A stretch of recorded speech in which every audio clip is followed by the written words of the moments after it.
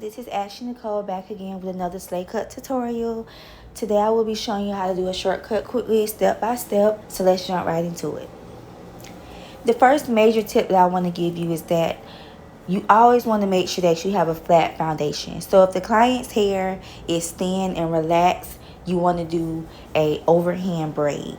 However, if the client's hair is very thick and coarse, you want to do an under braid.